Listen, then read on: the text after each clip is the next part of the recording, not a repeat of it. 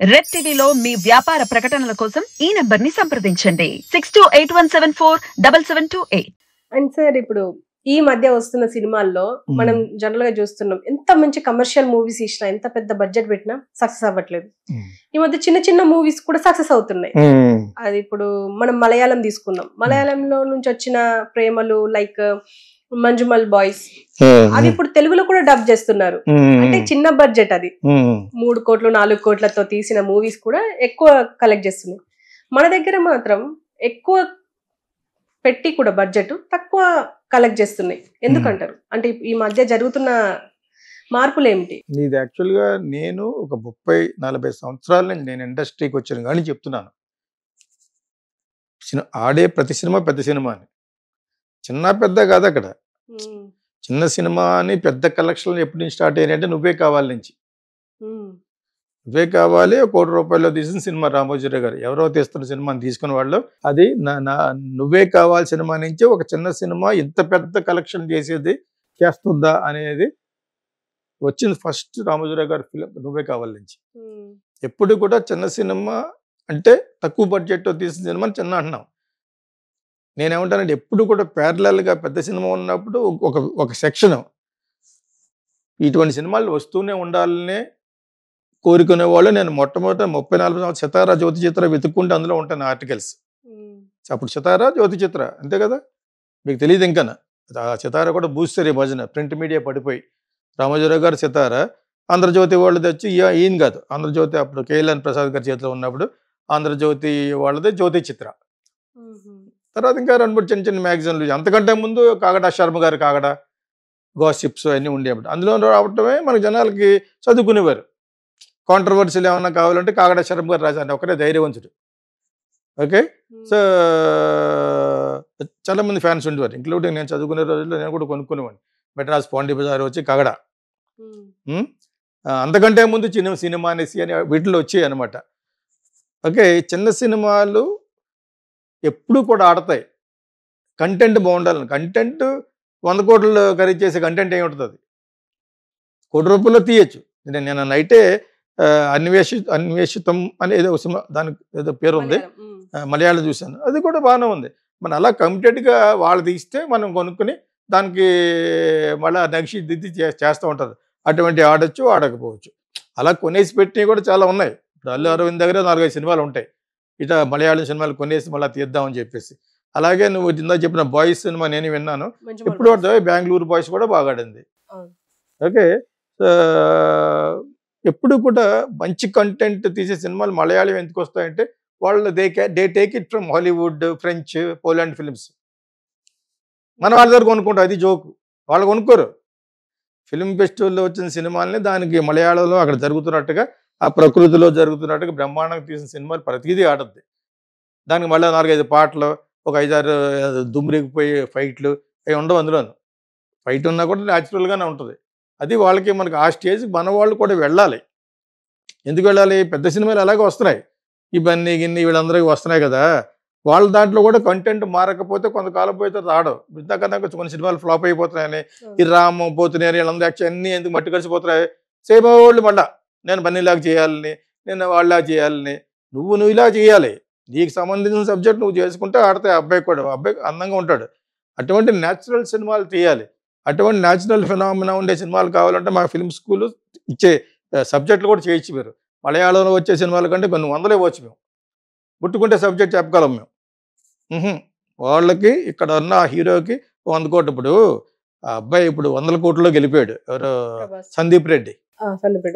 ఇదే సబ్జెక్టు అతను ఆస్ట్రేలియా నుంచి వచ్చి 4-5 సంవత్సరాలు అందరి దగ్గరికి వెళ్ళి తిరిగాడు.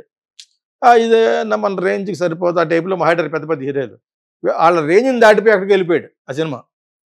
తర్వాత సమయంకి వెళ్ళిపోయింది. ఓన్లీ ఇమేజ్ తోటి ఆడిన సినిమా యానిమల్. మీకు అర్థమైందా? అంచేత ఒక పక్కన ఇలా ప్రూవ్ అవుతున్నా కూడా స్టిల్ వాళ్ళ పెద్ద సినిమా ఏంటి, అప్పుడప్పుడు బాహుబలి లాంటి ఒక చారిత్రాత్మకము అండ్ ప్లస్ ఏమో దీన్ని ఏమంటారు ఫోక్లర్ కైండ్ ఆఫ్ సబ్జెక్ట్స్, చందమామ కథలు అండి. నేను విజయేంద్ర ప్రసాద్ తోటి అన్నాను, చాలాసార్లు చెప్పాను కూడా. తప్పేంటి? ఏదైనా మంచి కథ.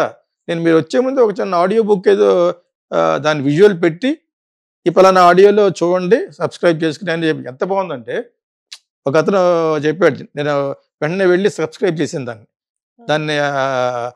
దాన్ని ఏమంటారు, ఆ లింక్ని ఇన్స్టాల్ చేశాను. ఆడియో సిరీస్ అంటే దాని పేరు ఆడియో సిరీస్ అని పెట్టి అదేదో పెట్టాడు. అందులో జగదేక వీరుడు అని ఒక చిన్న నాళ్ళు కూడా పబ్లిసిటీ అవుతుందని చెప్తున్నాను. ఎంత చక్కగా డైరెక్ట్ చేశాడంటే అబ్బాయి. దానికి మళ్ళీ విజువల్ చేశారు. మనం చూడబోయి మనం అప్లోడ్ చేసుకుంటే ఇన్స్టాల్ చేసుకుంటే వచ్చేది ఆడియోయే, కానీ అందులో అన్నీ ఉన్నాయి. పోక్రీ గీకరీ అన్ని సినిమాల మీద వాళ్ళు అలా పెట్టారు. అది చాలా మంచి ఇది అవుతుంది. కథ వింటున్నప్పుడు ఫిల్మ్ మేకర్గా మనం ఊహించుకోవచ్చు అనమాట. ఓకే, సో ఇటువంటి ఎంత ఇంట్రెస్టింగ్గా ఉన్నాయంటే మనం చూసిన బాహుబలి వాటి కంటే బాగుంది. ఓకే, సో సబ్జెక్ట్ని బాగా చెప్పగలిగే సత్తా ఉంటే ఈ పాట అనవసరమైన పాట, మ్యూజిక్ మంచిదే, ఆ సినిమాలో ఆ పాట ఉంటే మంచిది అనుకుంటే బ్యాక్గ్రౌండ్ పెట్టవచ్చు. ఇవన్నీ నేర్పుతూ ఉంటాం మేము. You have to update your self అంటాం ఫిల్మ్ స్కూల్లో. ఓకే, మలయాళమే ఎందుకు బాగుంటాయి, అక్కడ లిటరేట్స్ ఎక్కువ, అటువంటి సినిమాలు కూడా ఆదరణ ఉంటుంది. వాళ్ళు చూస్తే కానీ మనకు మూడు రాదు. మీకు అర్థమైనప్పుడు. సో అది అటువంటి పరిస్థితుల్లో మన తెలుగు ఇండస్ట్రీ ఎందుకు ఉందంటే పెద్ద పెద్ద యాక్టర్లతో పెట్టి చేస్తే ఏ రిస్క్ ఉండదు, టేబుల్ మీద బిజినెస్ అవుతుంది, ఎక్కువ ఎక్స్పెక్టేషన్ ఉంటే ఇది బాగుంటుంది. ఇంకా అలా పెట్టుకుంటూనే పోతున్నారు ఆర్టిస్టులే. ఎవరో సునీత సినిమా వాళ్ళ అల్లుడు సినిమాలో ఏంటి ఒకసారి కమల్ హాసన్, ఇంకొక అమితాబ్ బచ్చన్, ఇంకోటి ఎవడన్నావు ఎందుకు పెడతారు, పెద్ద లుక్ వస్తే ఒక పెద్ద ఇది ఆడద్దని. ఆ యొక్క సిస్టమ్ కూడా తప్పు అంటలేదు నేను.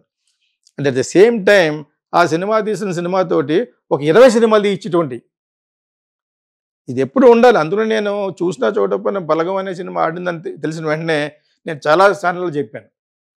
ఎందుకంటే స్ఫూర్తి ఇస్తుందని. యూ ఆల్సో ఇప్పుడు దిల్ రాజుకి 2 కంపెనీలు పెట్టారు, ఇంకొక వాళ్ళ అమ్మాయి పేరు మీద కూడా పెట్టాడు కదా. It's a good attempt. ఇలా కొంచెం మంచి మంచి కథాంశంలో బాగున్న సినిమాలు, ట్రీట్మెంట్ బాగున్న సినిమాలు వాళ్ళ అమ్మాయి ద్వారా తీయిస్తున్నాడు కదా.